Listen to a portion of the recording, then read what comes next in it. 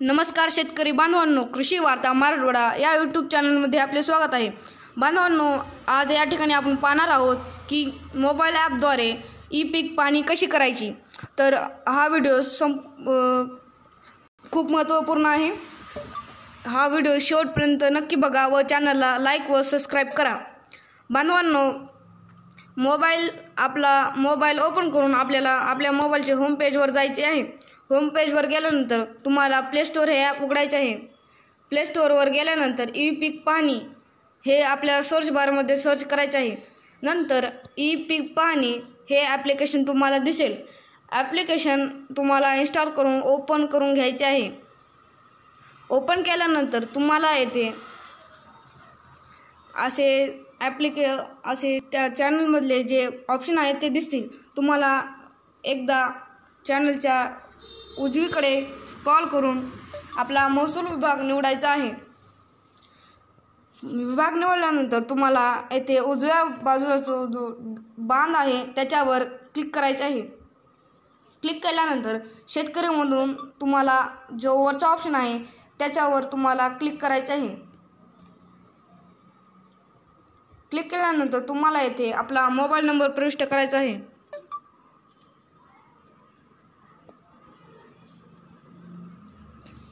Mobile number टाकल्यानंतर पुढे जा या बटनावर क्लिक करायचे आहे.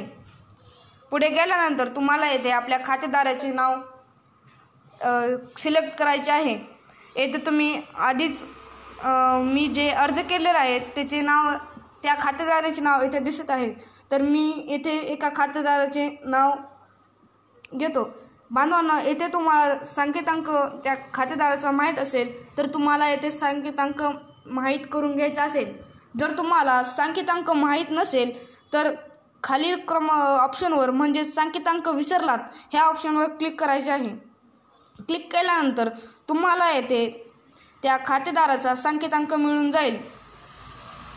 तुम्हाला संकेतांक येथे प्रविष्ट करून घ्यायचा आहे. खाते क्रमांक टाकल्यानंतर तुम्हाला जो उजव्या बाजूला जो बाण आहे त्याच्यावर क्लिक करायचं आहे.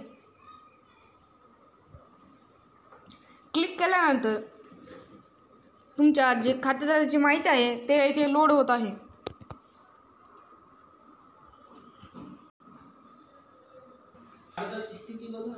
तुम्हाला येथे जर खातेदाराची माहिती लोड झाल्यानंतर तुम्हाला पीक माहिती नोंदवा हे ऑप्शन तुम्हाला निवडायचे आहे.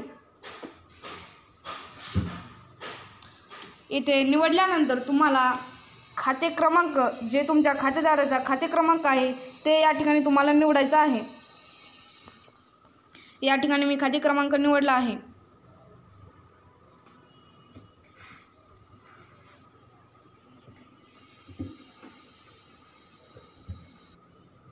खाते क्रमांक निवडल्यानंतर तुम्हाला या ठिकाणी भूमापन गट क्रमांक निवडा. तुम्हाला या ठिकाणी दुसऱ्या ऑप्शनवर तुमचा गट क्रमांक निवडायचा आहे.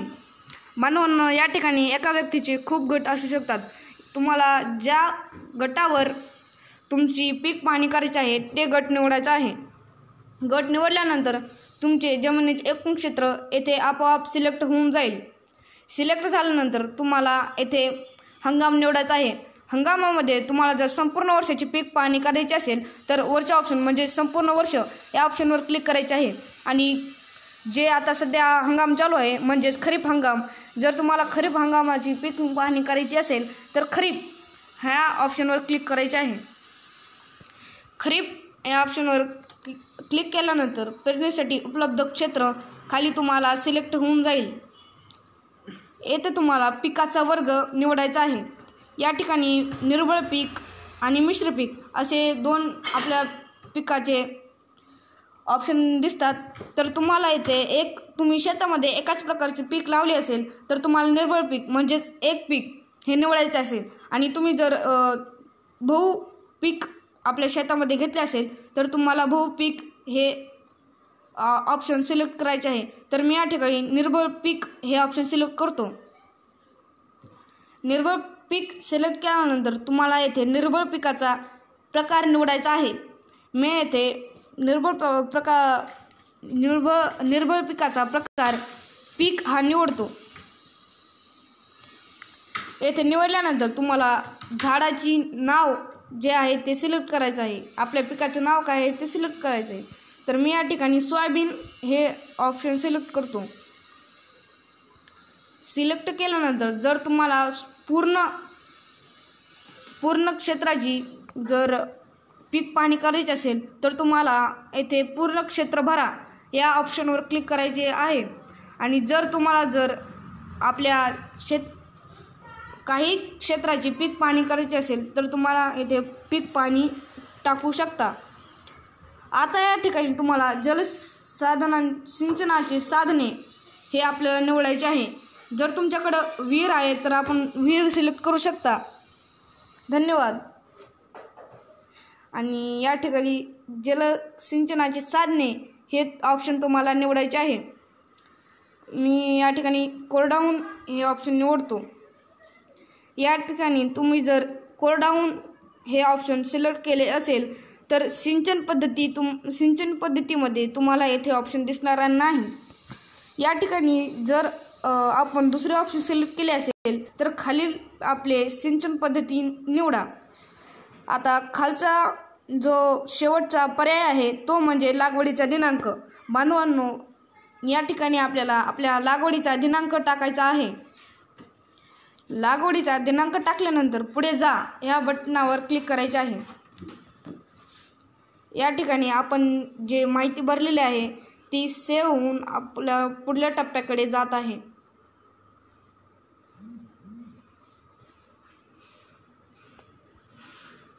या ठिकाणी आपल्याला आपल्या पिकाचे जे छायाचित्र आहे ते इथे आपल्याला निवडून घ्यायचे आहे.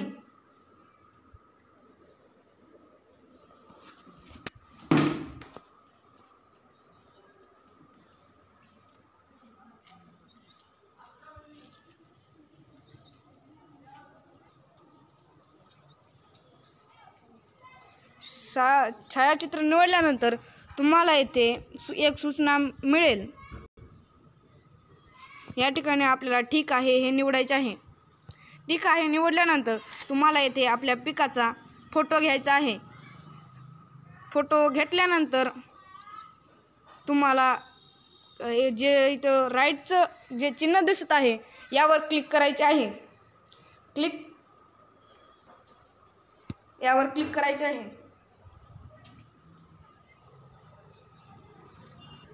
या ठिकाणी तुम्ही जर फोटो घेतला असेल तर तुम्हाला येथे आपल्या पिकाची माहिती दिसेल. तुम्हाला आता दुसरं छायाचित्र घ्यायचं आहे.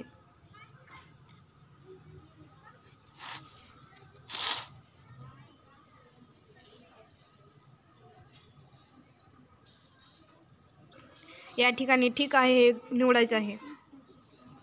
निवडल्यानंतर तुम्हाला आपल्या पिकाचा अजून एक फोटो घ्यायचा आहे.